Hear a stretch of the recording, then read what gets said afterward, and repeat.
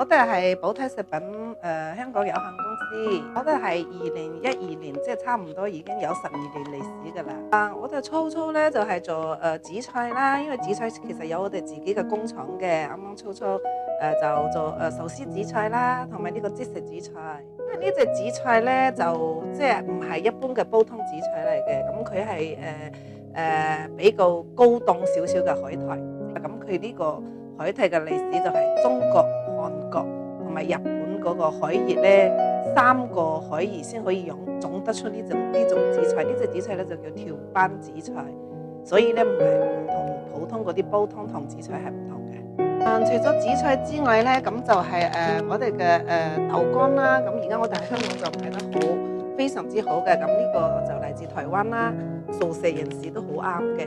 咁咧佢就入邊包筍啦，即係出邊係一個豆腐，咁佢係一種滷水豆腐嚟嘅，個皮係滷水豆腐，跟住咧入邊就係加啲嗰啲筍乾落去啦，咁佢俾人哋食到就一個香脆嘅感覺，咁就好啱，咁就香港人即係都幾啱嘅。素食人士係最啱嘅，咁我哋呢個有係譬如香港啲佛堂啊、自靈寺院啊、東涌大佛啦，即係佢哋都好受歡迎嘅。係啦，有食素嘅就啱咯。咁我一隻即係呢個就包筍啦，仲有一隻就純豆乾啦，咁都好啱佢哋嘅。